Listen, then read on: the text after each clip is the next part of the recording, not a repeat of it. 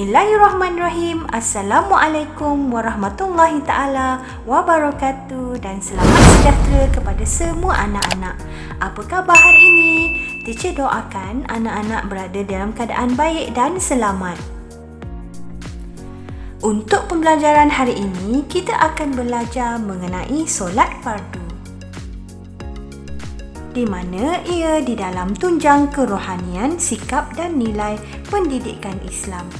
Standard pembelajaran pada hari ini adalah PI 3.3.1 menyebut nama-nama solat fardu dan PI 3.3.3 menyatakan bilangan rakaat-rakaat setiap solat fardu.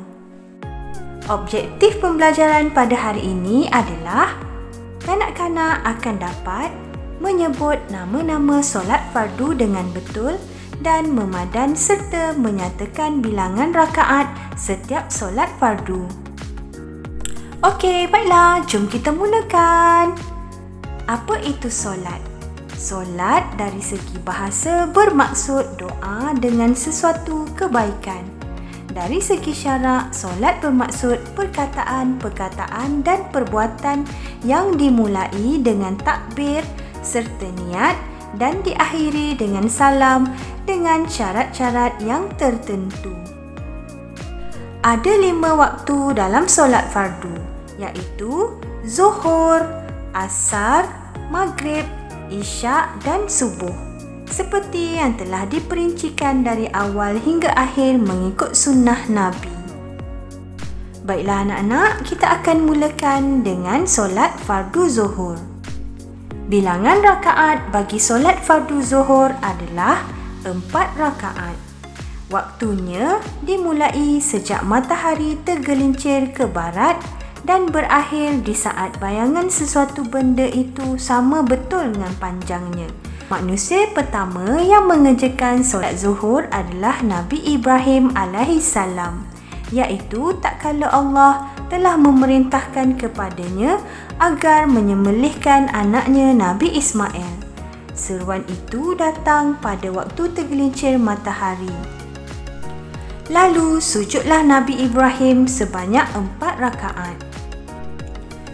Waktu solat yang kedua adalah solat asar. Dan bilangan rakaat bagi solat asar adalah 4 rakaat.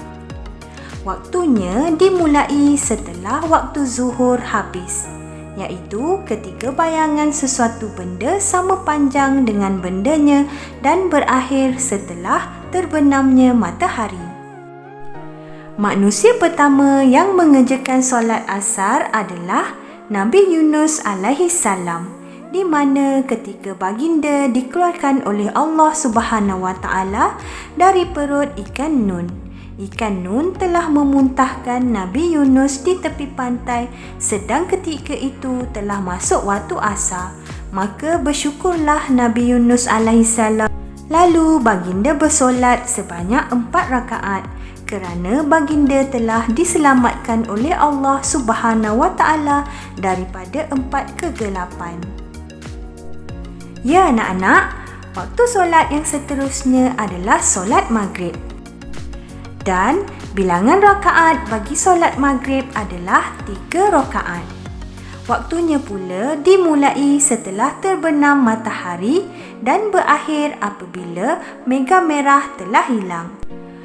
Manusia yang pertama mengerjakan solat maghrib ialah Nabi Isa alaihissalam, iaitu ketika baginda dikeluarkan oleh Allah Subhanahu Wa Taala dari kejahilan dan kesombongan kaumnya.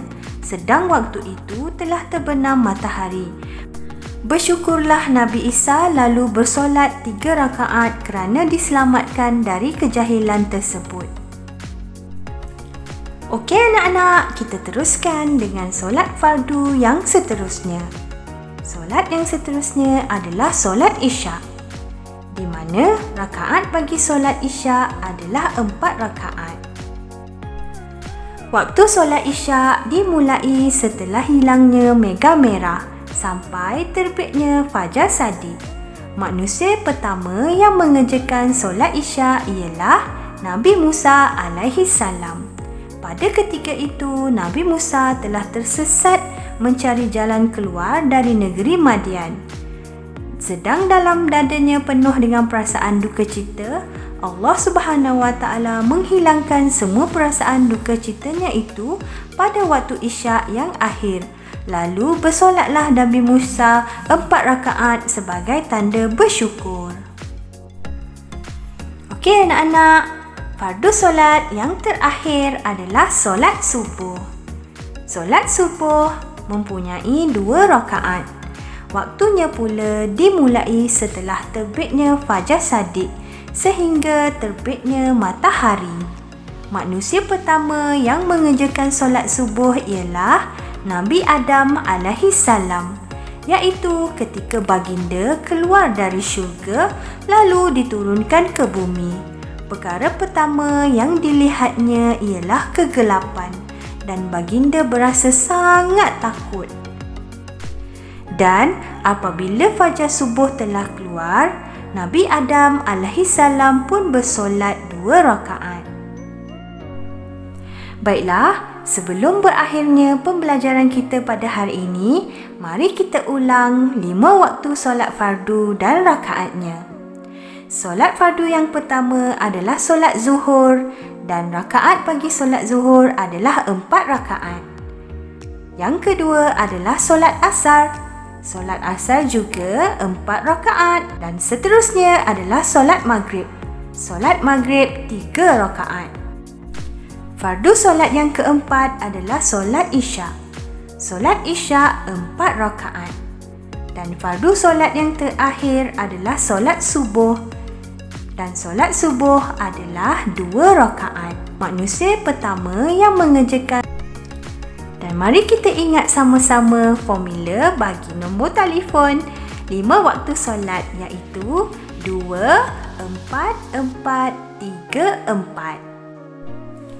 Okey, baiklah anak-anak. Teacher harap agar anak-anak dapat memahami dan dapat mempelajari tentang pengetahuan solat.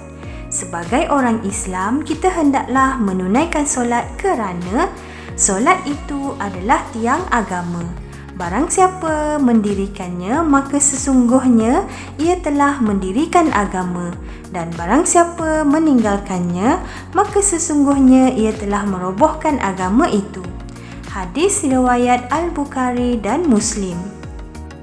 Sampai di sini saja perkongsian teacher hari ini. Teacher doakan semoga anak-anak sentiasa berada di dalam keadaan sihat, selamat dan di bawah lindungan Allah.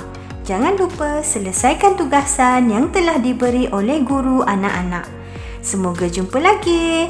Ma'assalamah. Jazakallahu khairan katsira.